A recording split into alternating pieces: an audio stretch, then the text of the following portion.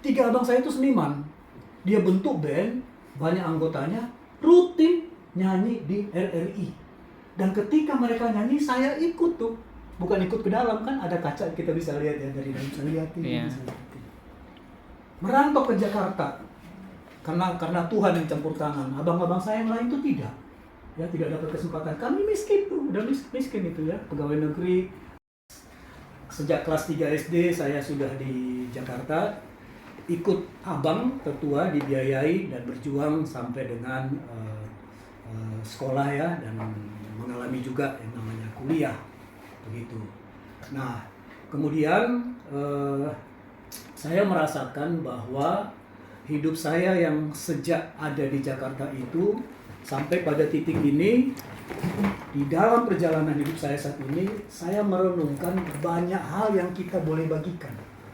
Dan saya sangat tergerak di tempat baru yang ada yang mengajak saya untuk berbagi firman. Saya selalu mohon, boleh nggak yang ini dulu topiknya? Ya kan, Mas Imam kan sodorkan sesuatu, sini boleh nggak yang ini dulu? Ya, karena itu menyangkut kehidupan yang Tuhan campur tangan dalam kehidupan saya, seperti babe-babe tadi. Saya jujur, setiap mendengar kesaksian dari siapapun, ada Tuhan beracara dalam hidupnya, ini bergetar itu.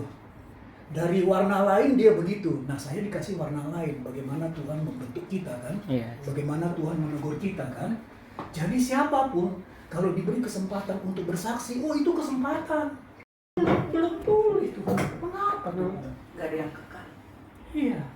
Jawabannya banyak, gak ada yang kekal, betul.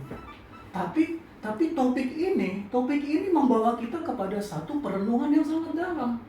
Kita nanti bebas loh merenungkan dengan topik ini. Nah, saya merenungkan dari aspek yang Tuhan berikan sesuatu pada saya, dan Tuhan saya bagikan. Di situ persoalannya. Jadi ini topik ini umumnya mengatakan ini topik pesimis.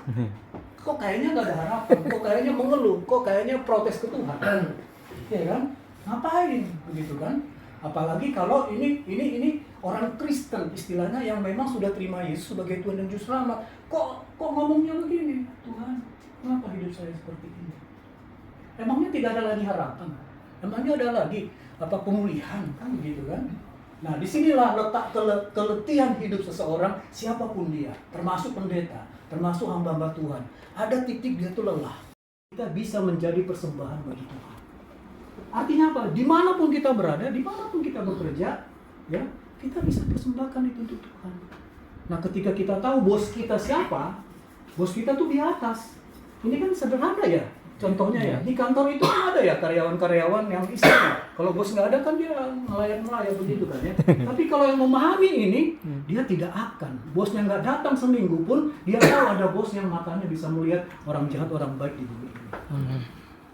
Gitu. Tapi di sisi lain artinya apa? Kita dipacu untuk bekerja dengan memberikan yang terbaik.